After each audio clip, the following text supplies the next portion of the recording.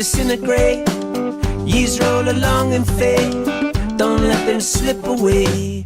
Right here, right now, today. These are the good old days. Right here, right now, today.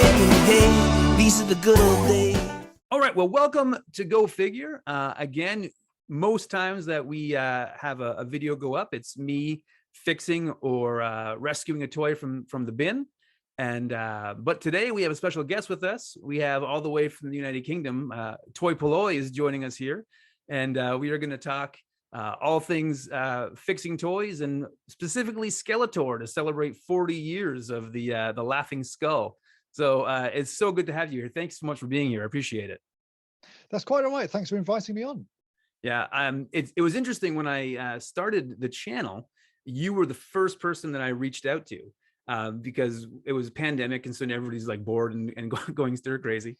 And so my friend Steve was like, hey, like, you're always fixing these toys, you should put it on the internet, just, you know, it would be fun. So I was like, that's great. And so I started like planning my first videos and putting it together. And then I was like, I better see if anybody else is already doing this. I don't want to copy people stuff on toys. And then I stumbled across your channel instantly, and then at first I was like, oh no, it's already exists in the space. And then I got addicted to your channel because it's so inviting. It's just your whole demeanor. It's like this. It's really.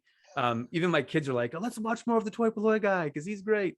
I think the first one I watched when my son came in, you were doing a toy fair, like just like a hunt video, and he was just like, I like listening to this guy. I could watch this guy hunt for toys all day. And I was like, that's fantastic. Yeah, but quickly I saw similarities in kind of the way you collect and the way I collect, and you have a neat word for how you describe yourself as a collector. What is that phrase you use? I always class myself as a wabi-sabi collector, which is a Japanese term. Basically means like wabi-sabi means finding sort of perfection in imperfection. So things don't have to be perfect to be liked. Because I think there's a big thing with toy collectors, certainly some elements of toy collectors, where you've got to get the most mint perfect figure, or something that's never been opened, never been played with, and doesn't have any sort of imperfections to it, which I don't think is actually something that exists. I think everything has a flaw to it, but my whole collection basically is just one big flaw. It's all the broken and the damaged stuff that I've then fixed up. That's just how I collect. I've always, I think it's sort of stems from my youth. The stuff I had as a child wasn't necessarily new to me. There's a lot of things that came from jumble sales. So my collection is just sort of an extension of that. It's just the imperfect or the broken, and I fix it up, and I have fun fixing and mending stuff. It's funny. I was explaining to my friend. So I have a couple like local toy collector friends, and one is very much like the most mint he can get. So I've gotten a lot of my stuff because he's upgraded his. He's like, here, like, this isn't, I got a better one. So, and I was like, oh, okay, I'll take those, and I'll breathe some new life into them. But it's very much, so I was born in 81. So by the time I became like toy cognizant is what I'm saying, like Star Wars toys were already off the shelves. So, and they didn't come back till 95. So any Star Wars toy I had as a kid was from like a garage sale or like a rummage sale. And, it was the thing. I remember having a Luke Skywalker and a Darth Vader with nothing in their arm, and being like, okay, well, how do we fix that? Like, how do we put a lightsaber in their armor like that? So you find colored toothpicks and you do whatever. And that to me is like how we play with our toys as adults, right? Is the let's take this broken figure and let's see what we can do with them. Let's see how we definitely. I think I would still class myself as someone who plays with toys. I may play with them slightly differently to how I did as a child. I do actually mess about with them, and I make funny little videos of them doing things. But on the most part, I sit in my room here with a pile of broken toys, and I fix them up, and that is my sort of playing with them. It's I get enjoyment out of doing that to them, and it just I find it very therapeutic, really. There's nothing quite like sitting and fixing a toy and sort of learning all about it. It's for me, I find it a very relaxing hobby. Absolutely. And I'm actually quite disappointed when I buy something and it's not broken. I picked something up this week off eBay for a project, and I thought in the photos it looked quite broken. When it turned up, it was just dirty. It was like, oh, actually, it's quite disappointing, because I'd spent my money expecting to have some more things to do with the toy rather than just stick it on a shelf. So yeah, it's just the way I am, I guess. No, I love that. I did a bit of an experiment at the last toy show where we went to, when I had like a bin of toys for sale that were just like in the, under the table. And there was a Panthro in there who was missing his lever at the back. So his arms didn't, but he was in mint shape. He looked great, but he was missing that lever. And I said, I wonder if anybody would buy him without the lever. Like, I just wonder what, and so I put $2 on him, and everybody picked him up, turned him over, and put him back. Then nobody wanted him. It was like, scorched earth. Don't touch him. And I was like, but that's a great project. Like, to figure out. Yeah. And that's exactly the sort of thing I would have bought. I go to toy fairs, and I always like looking in the rummage bins that people put under the tables. The stuff they put on the tables is generally the really good stuff, the things they've marked up, the things they know they'll get a good price for. The stuff under the table is the bits they don't care about because they're a bit broken, and you may, they may sell it. They don't really care if they do, but you'll get something from it. In fact, I actually have a good friend of mine, Lawrence, who he's a toy seller I met at a toy fair years ago. He's called Toy Planet UK. He now puts together boxes of toys he can't sell. He just sticks anything he can't sell into a box.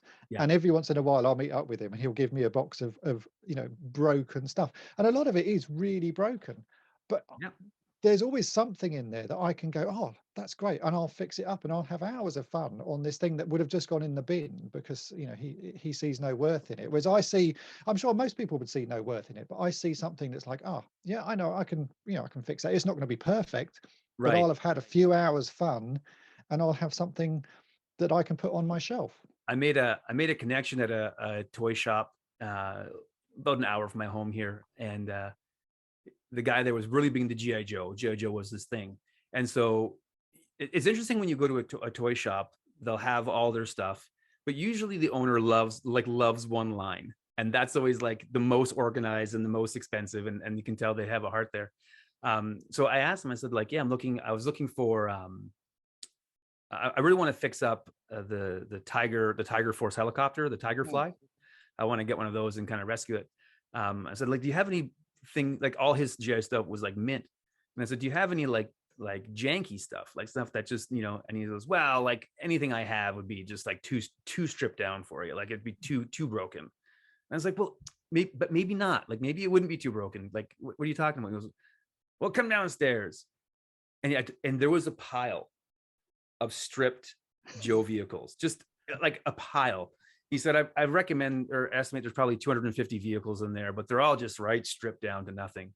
And I was like, oh, and he's like, do you want to buy it all? Like, do you want to? I was like, well, I don't have a place to store 250 vehicles, but I said, like, let's take a look and see. I'll definitely buy some from you, because like you say, it's fun figuring out what's wrong. It's fun figuring out unique fixes to like get things going on. And there's a sense of accomplishment when you're done a figure. Like my favorite part of every video I make is like the end shot where you do like a 360 around the finished product. And you're like, yeah, look how good that looks. And it goes on the shelf and it's really good. The video that you made that I appreciated the most was your Battle Armor Skeletor video. Not necessarily the interworking mechanics, but just how to get them open. I find that's the hardest thing with figures, is how do you get inside there?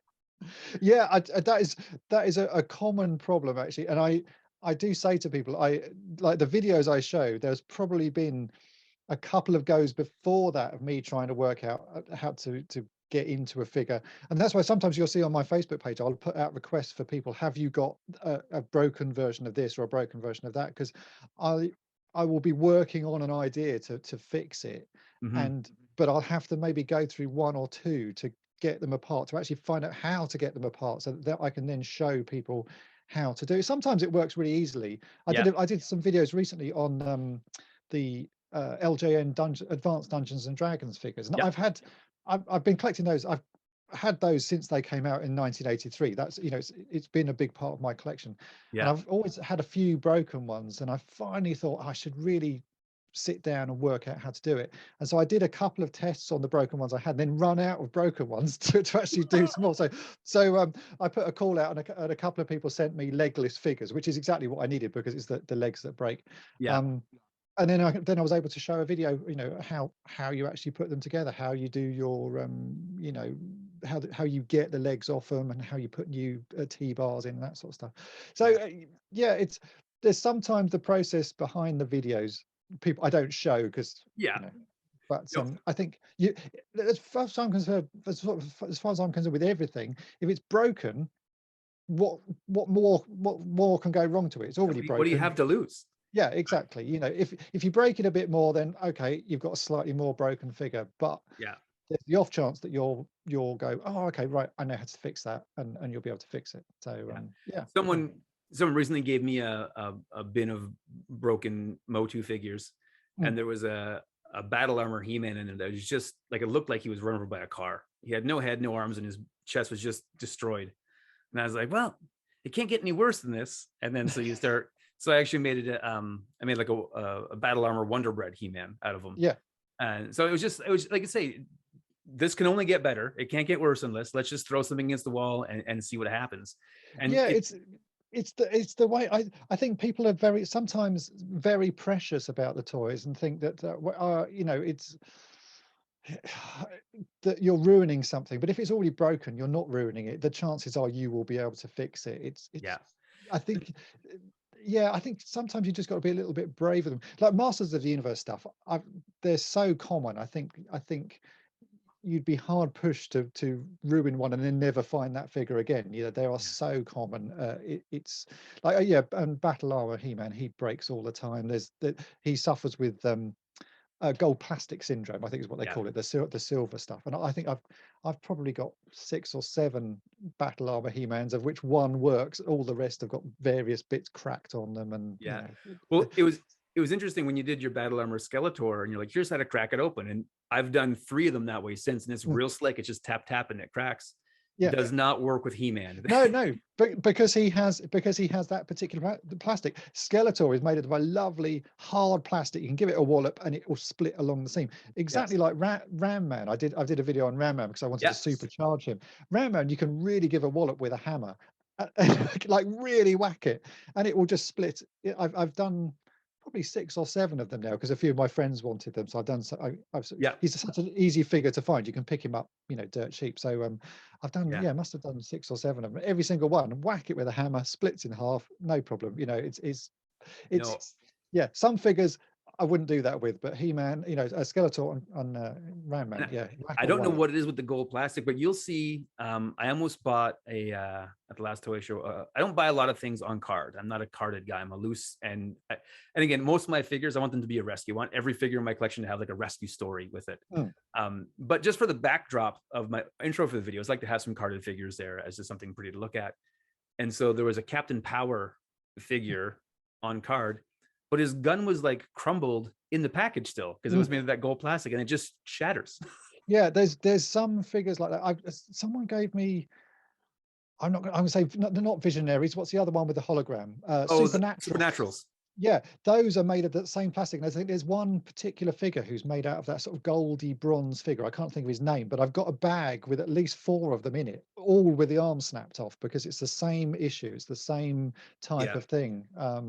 It's a shame that they do that, but there's modern Transformers that are like that. Modern Transformers, some of the recent one, like I say recent, they're probably still about 10 years old, but the Millennium Falcon that turned into Chewbacca and Han Solo. I don't think I've seen Chewbacca in one piece since that toy came out. Every single one I've seen of him, his legs are snapped off and his arms are snapped off because he's been made of that sort of goldy bronze, well, it was disintegrating plastic, I think is what you would call it. I was helping a buddy of mine auction off some of his modern. He fell into the trap of just like accumulating everything. Then he's like, I have all this stuff that doesn't bring me any joy. I just like vintage stuff. And I was like, well, let's auction it off. We'll do an online thing. And when those Star Wars Transformers came up, I was like, I don't know is there a demand for these? But the Millennium Falcon went huge because you can't get a one in pieces or together anymore. Yeah, if you buy it boxed, it's fine. I guess it's you still run the risk of it being all broken, but there's less chance of it. I think that's going to be one of those rarities. There are some Beast Wars figures I know as well. I did used to have quite a lot of the Beast Wars Transformers, but there are some of those that are impossible to find because they again have the gold plastic in them. Anything that's sort of metallic type plastic runs the risk of falling apart. Yeah.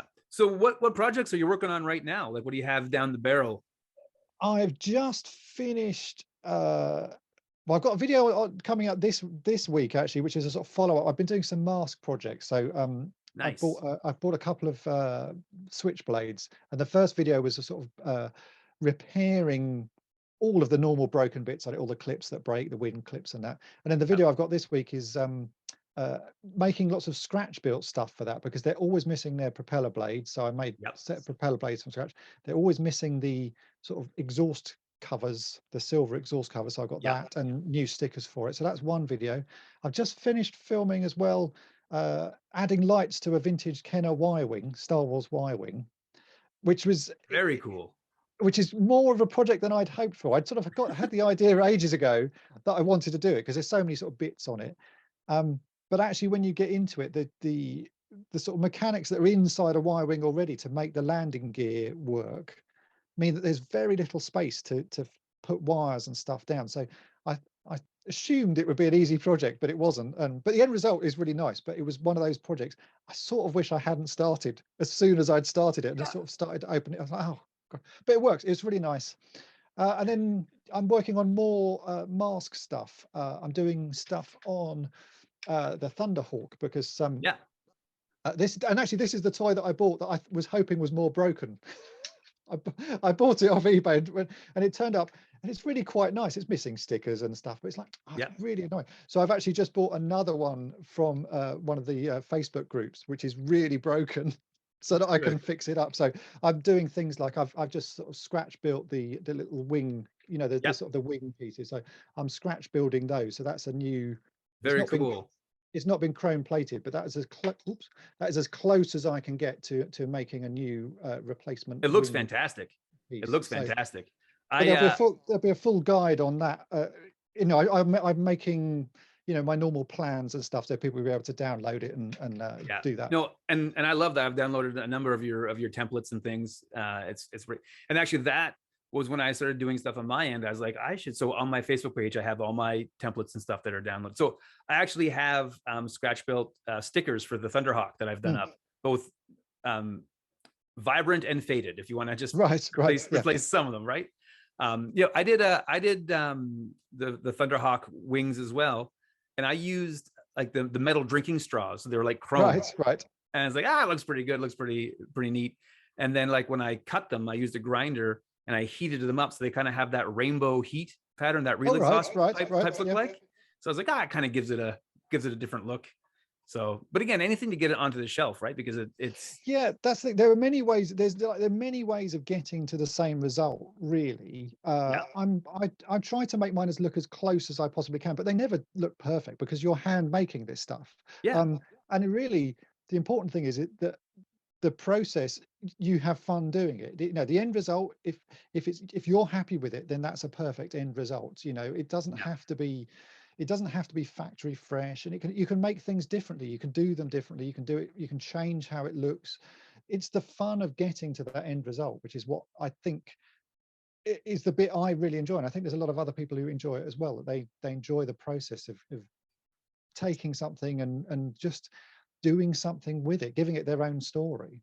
Yeah, and I love the idea. I always use Marshall Bravestar as my go-to, because there is infinitely more Marshall Bravestars than there is Marshall Bravestar hats. Right. So the logical conclusion is either all of those Bravestars should never be on display on a shelf, or we figured out a new way to make a hat. Like those are the two options. And either you're okay with having a repro hat, whatever it looks like, or you're not. And there's guys that aren't, and that's okay. I'm a guy who's like, give me all the repro hats. I'll wear them all day long. I think that's what like, you know, I have an Imperial Army, which I've been building now for I don't know how many years, but I've got 250, maybe more figures, of which about, I'd say sort of 30 or 40 of those are snowtroopers. I don't have a single original snowtrooper cape in my collection. Even my normal, my sort of full run of Star Wars figures, there is not an original snowtrooper cape, because I just have never found one. So the chances of me ever finding 30 original snowtrooper capes to go on my snowtroopers is zero. So I'm going to make them myself, because I don't, it's just one of those impossible things. It's like the same with, you know, I've got vehicles with which don't have stickers on. Find me an original sticker sheet for all of my vehicles. It's not going to happen. So I'll put reproduction ones, or I'll make reproduction ones, or I'll make my own that are different. Yeah, I'm just filming right now a cops and crooks video, where I redo a couple different fixes. But one is the blue streak motorcycle, and I have two of them. And I was like, here's what, you know, one was blank, no stickers. One had like really kind of janky stickers on it.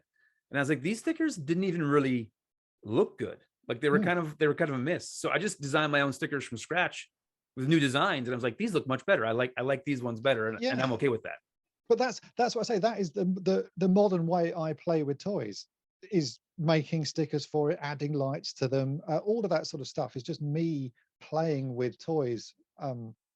But as an adult, and an adult that has skills that as a child I never had. You know, as a child I would make weapons for things, but it would be, as you say, like cocktail sticks or bits of like paper clips and things like that. Or I'd make vehicles for toys which would just be out of Lego. Now I actively cut up Lego to fix toys and make things, because I know I have the abilities that I didn't have as a child, and I have you know, the skills in the computer to design things and make stuff. So yeah, it's all of that.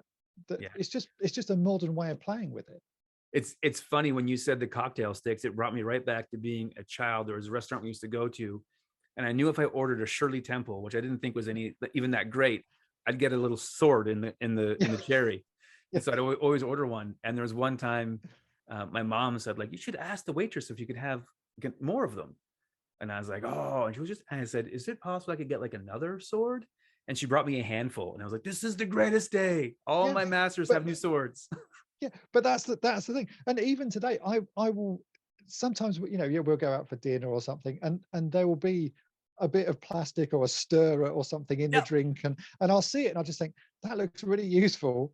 I'm going to keep that. And it comes home with me. And I have a box of sort of useful looking bits of plastic that I do still use to fix stuff. In fact, I have a pile.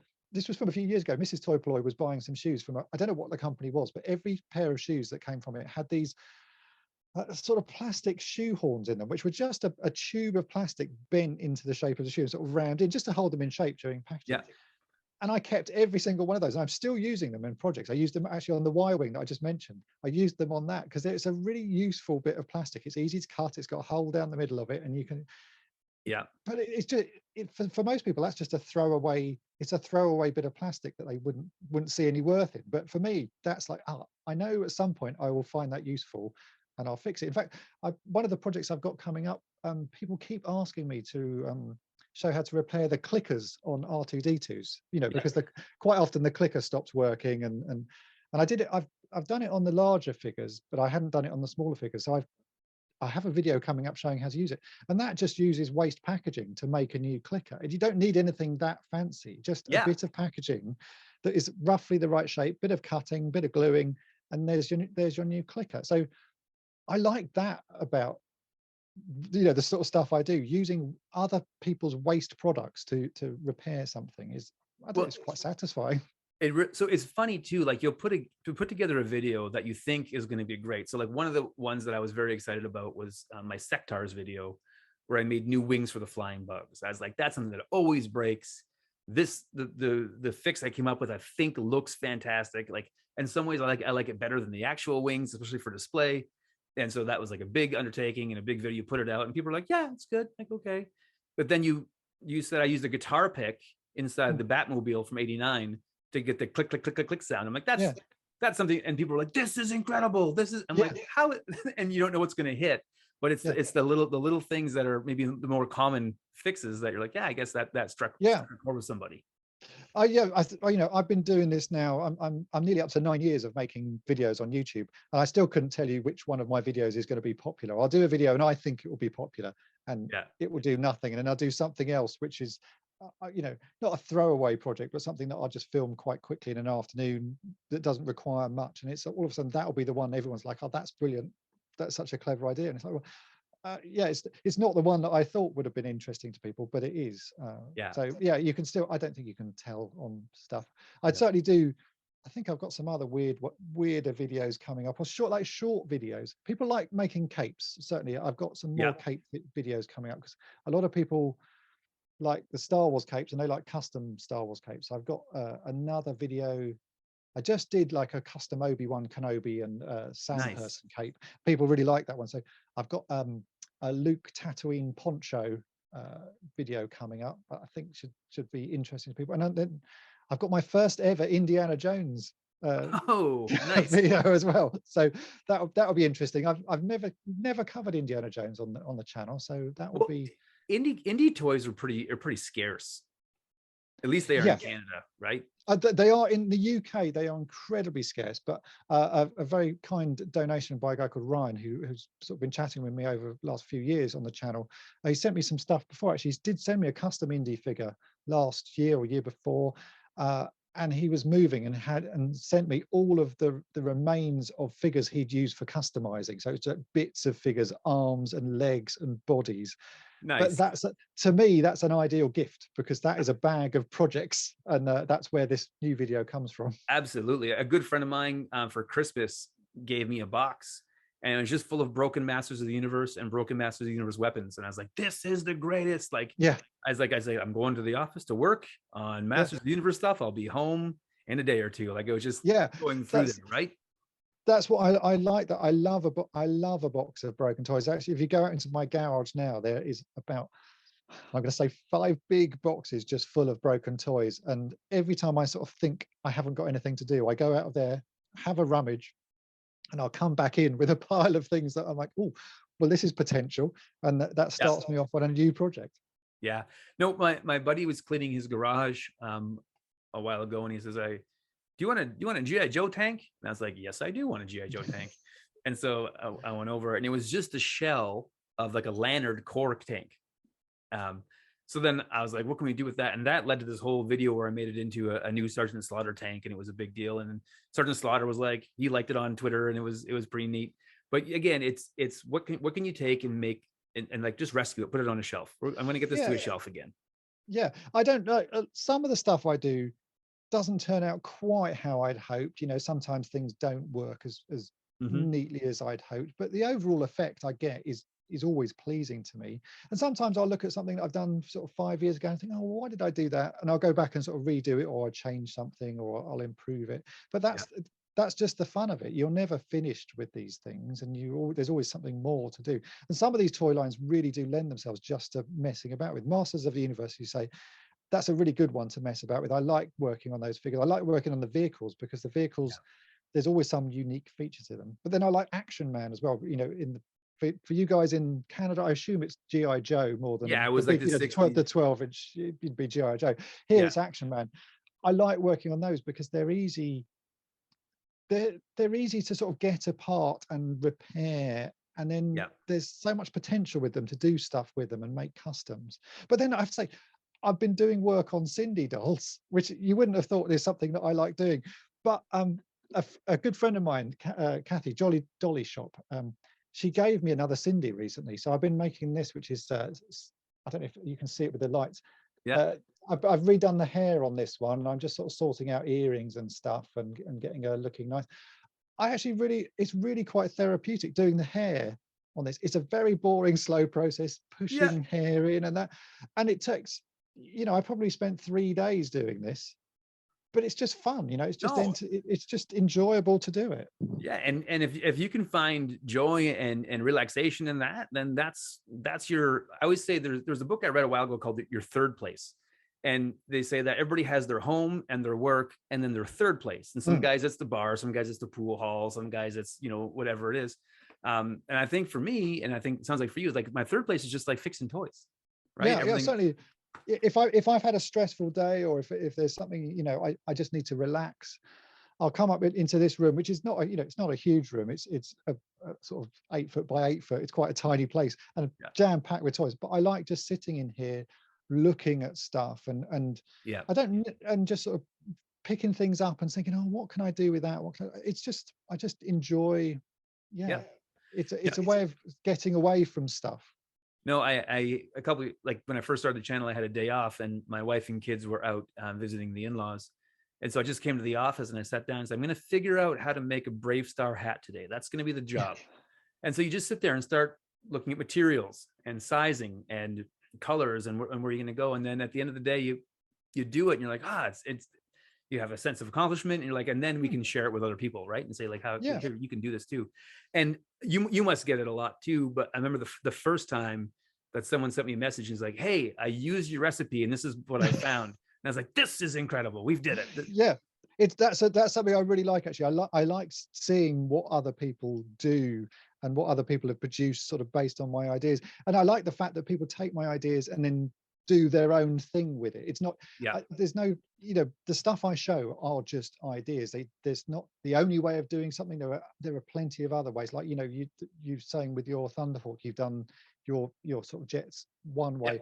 I'm doing them another way. There's probably, countless other ways that you could do it. It's just the ideas. And I think that's really what my channel's about. It's just giving people ideas and inspiration to have a go themselves. But yeah, I've done some stuff recently and people have been sending me photos of their versions of what I've done, and it's really good. I just like to see another take on it and another sort of process. And chances are what someone else has done might give me an idea for a future project, because I'll see something and think, oh, I hadn't thought of going down that route. Let's sort of I'll use that as a basis to go on my own projects.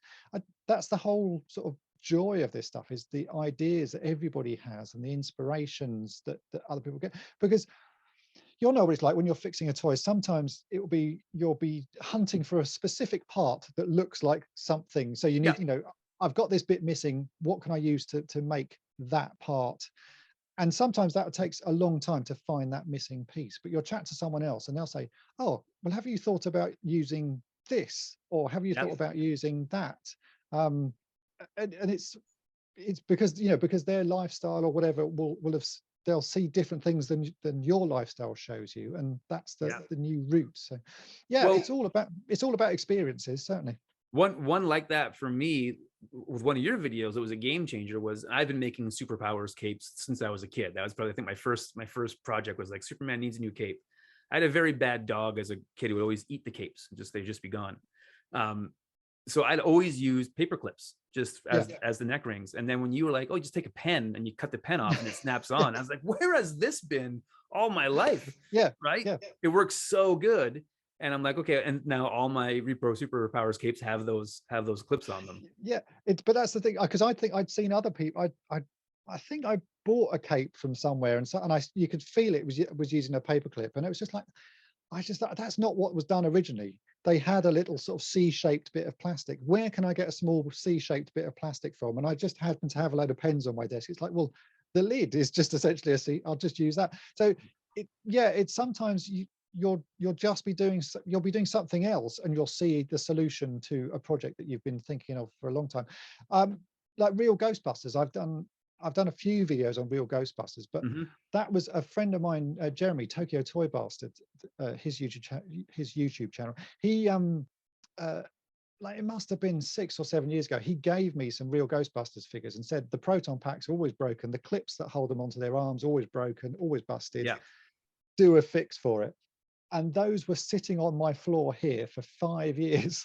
And because I sort of look at them going, I know what I need to do, but I don't know how to do it. And then I think I'd fixed something else and used some styrene and just thought, oh, that's actually the answer. That's what I'll do. So but it took me that long to be inspired to work out what it was I needed to do to fix those. That's the thing. It's just that spark of inspiration that sometimes it's instant, and other times it takes a while for it to sort of sink in that, oh yeah, that will work, or that will work, And working on these mask toys now, I probably, if I was doing these mask toys 5 years ago, I wouldn't be fixing them the way I'm fixing them now. Right. But now I've done so many other toys, and it's like, oh well, I know immediately that if I do this, it will work, so I'll do that. And I find with mask toys, I'm fixing a Thundercracker right now. More than any other toy line I've seen, like the screws are so small to put them together. And I sit there and say, how did they get that screw in there? There's a step that I'm missing, and you just have to like wait, and they're put together very they're complicated. Oddly. And the fact they're spring loaded as well makes for a fun I like a toy like that. The peril of opening it and things just going ping across your room, and you're Yeah. like, oh. And I've lost, like in here, I've lost so many screws. At some point, it's like screws and springs. At some point, I will have to empty out this room to do something else. And I'm sure behind cupboards, I'll be finding springs and all sorts of bits of plastic that are pinged off on other projects that Yeah. I've then had to remake somehow. So yeah, there'll be elements hidden here that I'll be going, oh, that's where it went. When I did the Batmobile restoration, the Toy Biz one, they had those yellow missiles that everybody's missing. So my parents actually for Christmas bought me a 3D printer. They're like, we think you could use this. I've been dabbling in that a little bit, and so I printed off the 3 different parts. So like the base and the plunger but the trick was finding the right spring. So the day where I was like experimenting, how much is, if it's too strong a spring, it won't come up. The missile won't come up, and if it's too light, it'll just. But there was springs going everywhere that day, so I had to go through the office. I have a little pot of my dad. Like he used to have a sort of a workshop on their house full of stuff, and when he passed away, I sort of inherited all of his tools and stuff like that, and I kept one little thing, which is an old tobacco tin. It's just full of springs that he's taken out of stuff, but it's so useful because you open it up. Every time I'm working on a toy and I'm missing something, I open it up, and inside there's bound to be a spring from something. I have no idea where most of these came from, but there'll be a spring in there that is the right sort of thing. But your workshop may be similar to mine now. I buy lots of things for projects and they don't necessarily get used because they might not be quite right. So I bought for projects, I buy springs. I actually just bought a whole load of tires for the what's it called, Thunderhawk. I've just bought a whole load of tires for that from China, on the hope that they come along and they fit really nicely. But if they don't, then they go into a box and they may get used on another project. Because what I did for tires on my Thunderhawk was I took from the dollar store like a window scraper, and they had that foam piece, that tube of foam. And I thought that looks to be the right size, so I just took it off and I just cut it, and it fits perfectly. I was like, well, who would have thought that would have been the solution? Exactly. There's always going to be something. I've been hunting, and I think I found some tires that are a perfect match, but I only think they were a perfect match until they turn up from China, which is going to take about however long, 4 or 5 weeks. I won't know. They may be horribly wrong. They may be the wrong size, and I may then have to go down some other route. But I've got boxes of things. But then I was fixing something up this week. A Smurf. It's another Smurf for my second Smurf repair, and I needed a little bit of black hose for that. And it just so happens I bought some black hose for fixing a GI Joe toy a few years ago, which was the wrong sort of hose for GI Joe, but it's the perfect match for a Smurf. So it saved me having to buy something else. I'm on the hunt right now for the right kind of chain for a Dragon Blaster Skeletor. I do have some, and at some point I will do a video on that, because I buy a lot of chains. It's the same like buying chains for some of the Action Man. One of the dogs had a chain on it. I bought a few that were wrong, but they were the right one for Skeletor. So it's in my box of projects. So I have like a placeholder right now, like some gold chain I got from the hardware store. That's the right size, but it's the wrong kind of linkage. But at least it works there. But I was able to print off the lock and the cuff and get them, so they look good, and then it has like a chain that'll be okay until I find the right one. But that's the thing. It's like most people wouldn't know what the real chain looks like. So if you see it on a shelf in your room, they'll go, oh, that looks like like the right chain, because very few people will go, oh, that's the wrong chain. It doesn't. It's not really that important at the end of the day. It's just a chain. Yeah, and also when people come and see your collection, they say, oh, that chain's not right. Well, I'm not trying to impress that person anyways. No, exactly.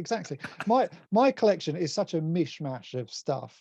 Nothing is, very few things are complete. But it doesn't matter. The overall effect is what I want. If I've got a room full of toys that I come in and get joy out of looking at and playing with, they may not be perfect. They may not all be, as I say, complete or working. Some of them don't even work. Some of them are barely holding together, but they look good, and I get joy out of them. So if someone gets upset because it's the wrong weapon in someone's hand or the wrong chain on it, well then go and enjoy your own collection. I enjoy this and it's fine. Exactly. So you say you have your big Imperial armory. I've seen pictures and videos of that, but you also have a lot of Skeletors. You have your Skeletor army. I do, yes. So I firmly believe that every collector in our community has one figure they have a hard time saying no to if they see it in a bin. With me, it's Dick Tracy. I can't leave him behind, because I'm just like, I loved it as a kid. I love that movie, and nobody wants them. They're like $1, $2. I'm like, well, I can't for $1. I can't leave Dick Tracy there. So I have a variety of Dick Tracys in my collection. I make coats for them and different guns and things like that. But your Skeletor collection is impressive, and I love how. Sorry, go ahead. I didn't intend to start collecting Skeletors. I never had one as a kid, and then about, I'm going to say, 20 or more years ago, I found a Skeletor and a He-Man at a jumble sale, and they were the only ones I had. And it was only in the last, probably since I started up Toy Polloi, that I sort of started buying Skeletor. I don't really know why, because I do like him, but he was just so cheap at the time. Every time I'd see a Skeletor, it'd be like £2 or £3. So it's like, well, that's about $5 US. I don't know what that is in Canadian. Probably about $10. Yeah, probably $7, something like that. Yeah. And so it's just like, oh well, there's another one. I'll buy it.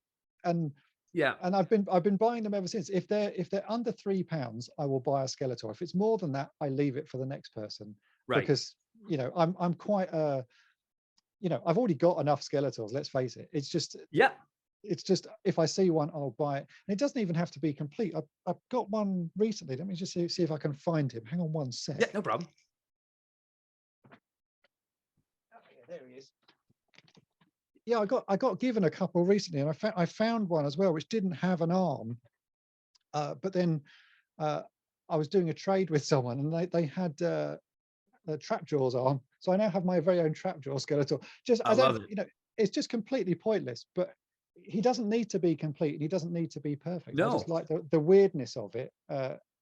It's so in the last bin that I had, there was a couple mangled up battle armor Skeletors, and then I made a battle armor Hordak with one of his chests that worked out well.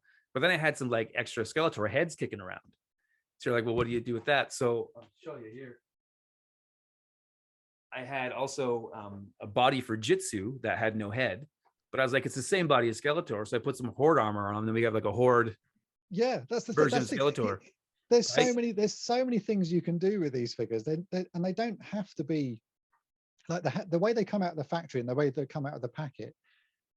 That's to me, that's like a serving suggestion. When you buy food, and it's like, here's what you can make it look like. But actually, you can make it look like whatever you want. So if you want to take it apart, if you want to pull the arms off it and put some other arms on it, and make it a different thing, that's just playing with it. That's what it is. So with Skeletor, I didn't intend to start an army, but I did.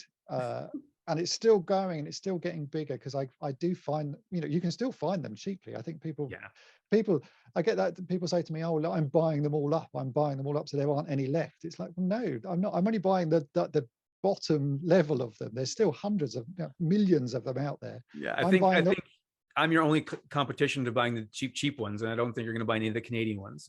No, exactly.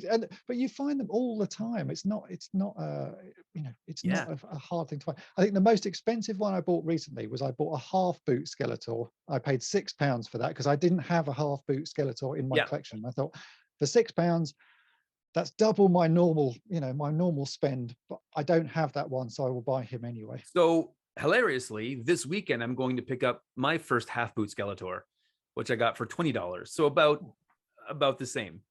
Oh, but mine didn't even have the armor. Mine was literally just the bare figure with half boots. So that was all. Mine has no armor, no half boots, but I've designed and printed up. I've really worked hard at, because I got into the 3D printing world, and I was like, okay, and it was such a weird learning curve where I'm like, is this going to be too janky? And you see some 3D printing stuff, and you're like, that's not so great. But what I've really found with He-Man armor, especially like the first run He-Man armor, not so much the click together stuff, but if you print it off and you design it nicely, but then you put it in hot water, like almost boiling water, it becomes very malleable, and you can like bend it and you can curve it. and it comes out pretty good. Here, I'll show you real quick. I think we got one here. Yeah, I just threw it on an old Sectars figure just to have some fun. But that's like a 3D printed Skeletor armor. Oh, right. And I think it's going to look pretty great. So that's what my half boot Skeletor is going to have when he comes over. That's the thing. You just do what you want with them and make them look how you want them to look. Yeah, my Skeletor army, I've probably got 2 or 3 that are in pretty reasonable condition. The rest are all messed up. They've got bits missing, and like most of them don't have thumbs or fingers, because that is a standard problem on all He-Man characters, is the one hand with the open hand. Some child will have chewed all of those fingers. That goes without saying. That's what happens to them. So all of my Skeletors are like that, or sort of missing thumbs, missing fingers, or their fingers have been so chewed they're really flat and sort of massive. But it's like, it doesn't matter. I think I just wonder if one of these, to be honest, the 2 I picked up are actually pretty reasonable, which is unusual. But most of them are chewed to pieces. It's just, that's what happens. Kids chew things. Kids chew things, and they were so beloved that it was always in your hands as a kid, right? And so it's funny too. To me, like, my Skeletor growing up was Battle Armor Skeletor. That's the one I had. And I think in Canada, we were a little bit like the UK, that we were about 6 months behind the rest of, like, the States. And when stuff was announced, you get it eventually. So I never, as a kid, I never saw a first run He-Man or Skeletor that I remember in the store. I just never, like, a couple of friends had them in bins. I think went to their house, but they were incomplete. Like, I never saw them. So to me, it was Battle Armor Skeletor. So I love those ones. So I have a couple of those. And then the first run Skeletors, I have a couple. But as they get more like Dragon Blaster and Terror Claw, further away from the Skeletor we know and love, they get more expensive because they're harder to find, to the point where, like, I've come to the conclusion, because I think I'm 5 figures away from being the complete Motu run. But I'm like, I don't think I'm ever going to have a laser light Skeletor or a laser power He-Man. And I'm okay with that, because they look nothing like Skeletor. Like, if I showed my kids that figure, they'd be like, what is that? Yeah, they are. Laser light Skeletor is one that I never thought I would have, but I do actually have 2 now. One, I was sent the remains of 2 figures as a very kind donation. I fixed both of them up. One of them I actually gave to a friend of mine who is a absolutely massive He-Man collector and didn't have laser light Skeletor, so I gave him one of them. And then a guy, Barbarossa Customs in the US, makes a kit of so you can make your own laser light Skeletor, and he sent me that kit, so I made that up, and so I've got an original laser light Skeletor, although he has replacement parts because he breaks a lot, and I have this sort of custom kit. And actually the custom kit was probably one of the most fun things I've made in years. It would be, absolutely. Making a toy from its component parts right from the start, painting it up, putting it together, doing all the wiring and that. It was really a fun project, and I would do it again, straight away. I would do that again, because it was a fun thing to build. And that Skeletor is probably my favorite Skeletor now, because it's one I didn't do the molding. I made it, I put it together, I painted it, I fixed it all up and made the cape for it and got it all working. So that's my favorite Skeletor, because I've had so much of my time and effort went into making it. Right. Well, I think my favorite Skeletor in my collection right now is the Horde one, just because it was just a fun project to do. Yeah. And there's been a couple of people that have come in and said, like, I don't remember him being. I don't remember that figure as a child. And I was like, I fooled you. Yeah, but that's the thing. That's the fun of it. I have my own version of Prince Skeletor, which is Prince Adam's body repainted with Skeletor, and I made him a new vest, so it's more in as Skeletor sort of purple colors. Yeah, it's a figure that never existed, and there's no story to it. But I made it just because I've got the parts here, and I wanted to do something for an afternoon. I had fun making it. It's a stupid figure. It doesn't fit to any of the story, but I had fun doing it. Yeah. No, beside my Horde Skeletor, I have the movie He-Man that I made. Oh yeah. And like, to me, again, that's my favorite He-Man, because I'm like, it's something different. No one else has it. It's unique. It was just a lot of fun to figure that out. And I think that was one. Sorry, go ahead. that's the whole thing with this. You know, you have made a unique figure that's never existed. So it is a sort of a completely one of a kind thing, and it has the story of it is the Yeah. fact you made it. And that's what makes these things, you know, important. So of course that's going to be the thing that's on your shelf, and you'll be like, that's the one I really like because that's the one I had a hand in doing. Yeah. And going back to your videos where, like, you know, you film a lot of things that don't get into the final project. Mm. That was one where that armor, it was about eight tries to get it before one actually worked. And I have all kinds of footage of you going like, nope, that didn't work. Oh, that didn't work. So, but when you finally figure it out, you're like, oh, this is fantastic.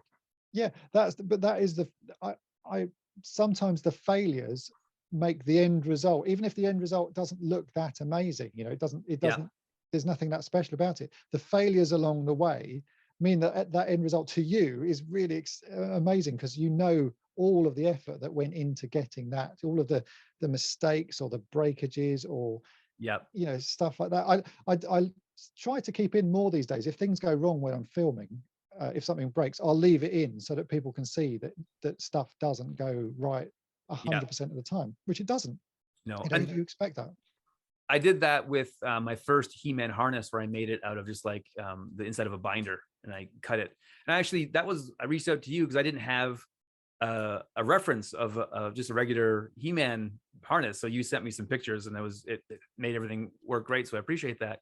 But I tried to make it out of one material, and it didn't work, and it just shattered. And I was like, oh, that won't work. And then as you leave that in, but then I also did an amendment where I was like, if you put it in warm water, then you can fold it and make it work. So again, you learn from those, I don't want to call them failures, but you know, learning blocks. I would class it as a prototype these days. That's the stuff I do before I film something, is me prototyping it. So I'm testing out my ideas. They don't always necessarily work, but chances are they'll give me enough clues that the next time I make something, I will know what I did wrong the first time, or what didn't work the first time, what to avoid and what route to go down. You know, it's the same when I make capes for figures. The cape you'll see me make on camera, I'll have probably made 2 or 3 of those off camera, because things don't work. You've got to get the length of stuff right. Sometimes when you sew things together, it doesn't necessarily hang how you expect it to. So you have to sort of do those mistakes. They're not mistakes. That's the thing. They're not mistakes. You know, they're not going to, when you start making the first one, you know, that's not going to be the final thing. That the first one is the roughing out of your idea and going, oh, well, yeah, you know, I'm halfway there, and if I do this, it will work again. There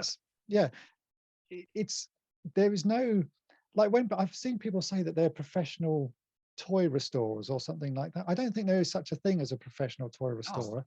I restore things, but I'm not a professional. I still make mistakes, and the stuff I do is not the only way of fixing it. I don't think you couldn't call yourself a professional toy restorer. There is no. Well, I think, unless you can speak differently than me, there hasn't been a lot of money in restoring toys for me. No. Oh, there's no money in this. I did a video. I started up a second YouTube channel a few months back, because I wanted to give people a sort of more behind the scenes look of how running a YouTube channel is, and the sort of things I do. Like, I wanted to keep Toy Polloi about old toys and restoring toys. Toy Polloi 2 is more of the behind the scenes stuff. So I did a breakdown of one of the projects that I'd worked on, how much I spent on buying the bits that I needed for the project, and then how long it took me to do the sort of to fix it all, to film it all, and to edit it all, and totted up all of those hours, all of those costs. And in the UK, we have a minimum wage, like so for someone my age, minimum wage is something like £9.40 an hour or something like that. So if I added together all of my costs and all of the hours that I spent making this video, you know, it worked out being like about £150 I needed to earn to cover my costs and time in fixing this toy and making the video. Right. But who would pay, you know, £150 to have a toy fixed? No one, because it's just not plausible. But I did it because I enjoy doing it. And it's a hobby, and it's because you love doing it. There's no money in this. I think people assume I've said this before, people assume if you run a YouTube channel that's mildly successful, you must be rolling in money. It's just not the case. And because I don't fix toys for people, I just fix toys for myself, and and sort of give away most of my ideas and the files that I create for nothing. Yep. You know, there is no money in this. I still have a day job. That's no, you got to work if you want to be on YouTube. Yeah. And hilariously, like, YouTube does not make it easy for you. Oh no. Yeah, it's almost like they're the biggest stumbling block. Yeah, they are, I would say, actively working against you making any sort of money on YouTube. That's how, and it's got worse. Like when I first started the channel 8 years ago, it was easier to get monetized, but you still made no money. I think in my first year I was monetized from day one on YouTube, because that was I think in the first year I made £80, and I'd probably produced 200 videos. Right. And made £80. You know, it's not a way to get rich, certainly. And like Polloi 2 has been running now for almost 3 months, and I've got, you know, over 3,000 subscribers on there, and it gets quite a lot of people watching it. But it makes no money because I'm not allowed to monetize it, because I haven't met YouTube's standards of, you know, I don't think your channel has reached monetization. Yeah, it's very hard to get monetized these days. So yeah. And I always said, and to people that ask me, I'm like, if you're gonna do it for money, just go somewhere else. Like, just it has to be so much fun for you to do. It needs to be just a joy. And if it's a joy, which for me, and again, I love fixing toys. I love sharing that. I love meeting people like yourself. Like, I've met some really good friends over the time I've been on YouTube. There's a couple guys that I'm doing a streamathon with on Saturday, which are become really actually quite good friends. And that's what it needs to be about, as opposed to like, I want to get this and this is going to be my ticket. Because the reality is, unless you were on YouTube 10, 15 years ago, you're not going to, like, it's so oversaturated now. Right. Yeah, certainly.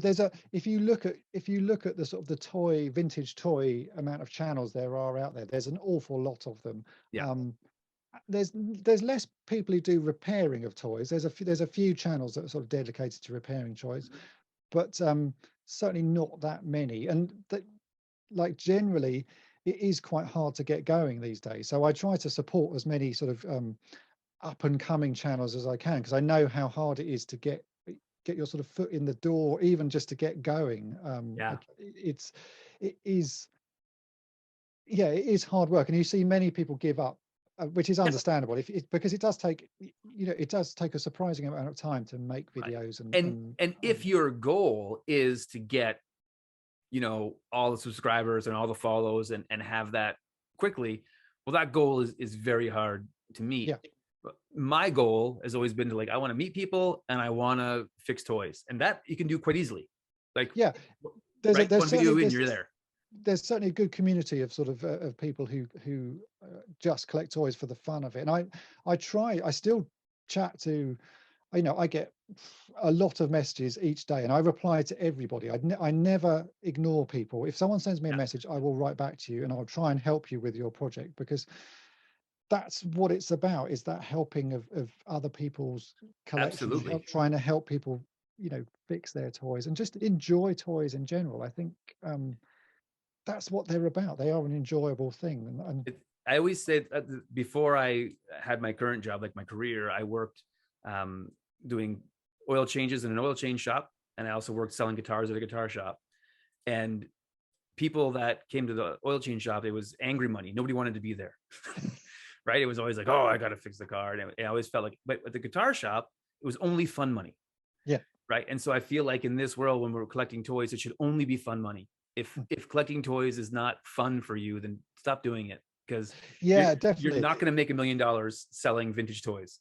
No, definitely. And that's why it gets, I always I get a little bit of abuse and sort of negative comments and stuff about what I do. It's always happened, especially Star Wars collectors seem to be the worst, you know, and because they're angry at me showing you how to fix a toy. That's and that, I just think, well, if my toy collection is making you angry, you probably shouldn't be collecting toys.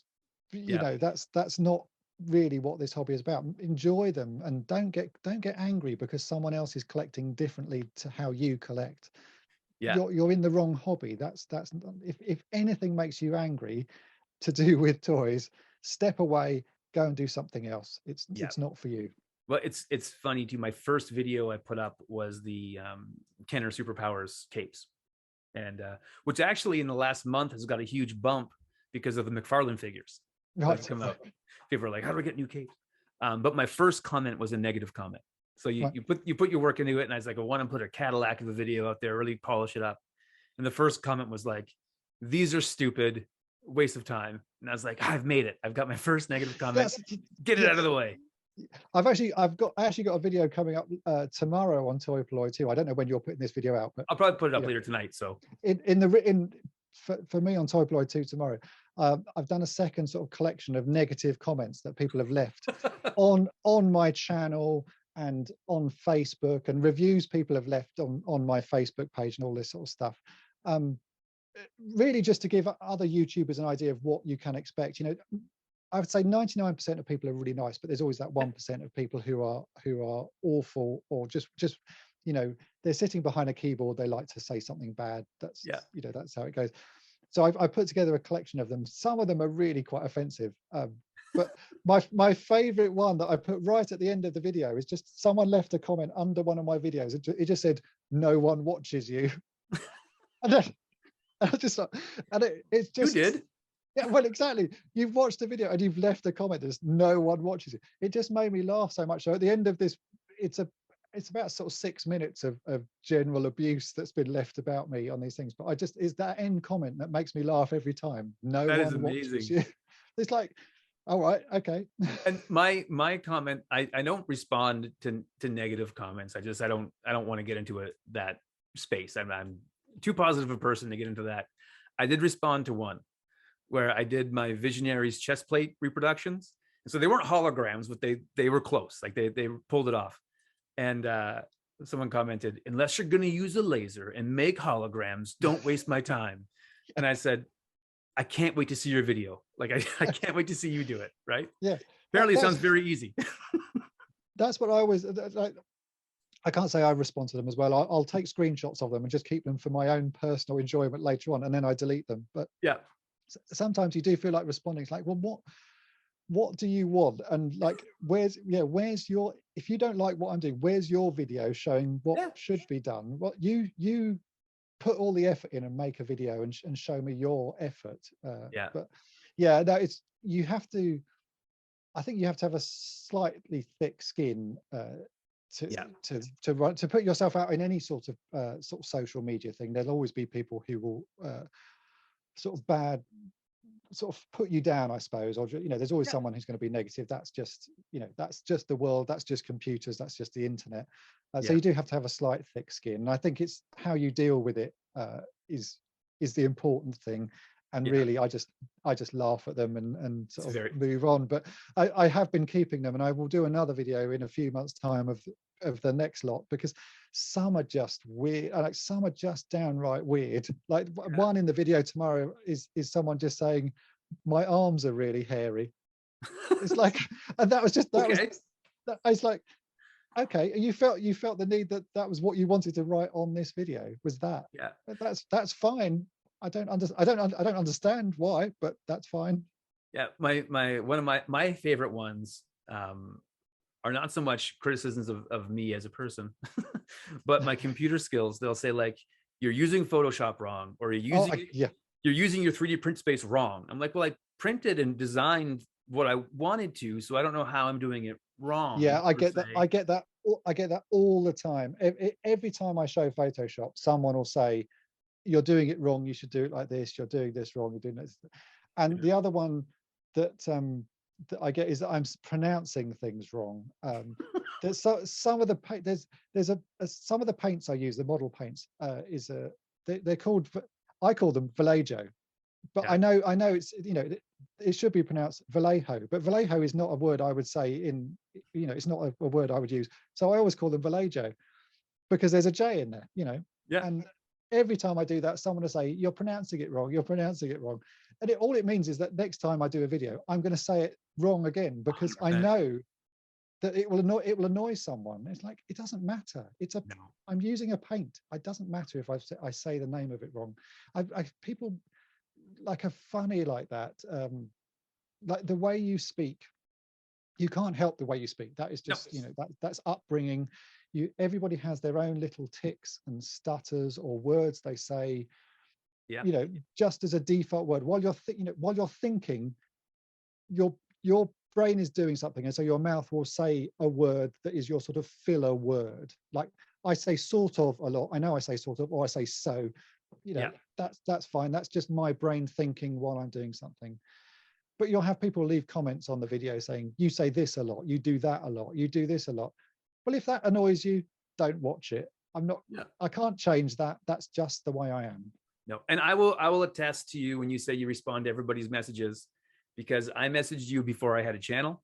I was just like, an idea, this is what I wanted to do. And I said, hey, I'm thinking about doing this. Don't want to step on your toes. I would love your input. And you came back and you're like, hey, sounds great. I'd love to see other people's ways of fixing stuff. Here's some things you should watch out for. And it was a huge help. So like, again, I thank you for that. You didn't know me from anybody. I was just like a Canadian guy messaging you, but you did community really well. And I appreciate that. Yeah, I think that's a big part of running a YouTube channel. Your YouTube channel is not just the videos you make. It's also about chatting to people, because you're essentially coming into people's living rooms via your videos, and people get to know you by listening to you talking. So people watching really think that they know you as a person, so they like to be able to chat and send messages, and it's nice for them to have some response. And it really, you know, it does take time, and I spend quite a lot of time chatting to people and writing back to them, but that's part of this process, is building a community and getting people to chat and inspiring people. So yeah, it's all part of the business of YouTube, which is the business of YouTube. It's not really a business, let's face it. It's the hobby of YouTube. Yeah, it's a business for someone. Yeah, but not us. No. Well, Dave, I don't want to take too much of your time. I appreciate you being here. I appreciate you chatting. Hopefully we can do it again soon. If anybody's watching this and hasn't subscribed to Toy Polloi, that's crazy. You should have done that first before you came to my channel. But go do that now. And Toy Polloi 2 as well, right? Because that's another one. So hit that up. And Dave, again, I thank you so much. And we'll see you guys all in the next video.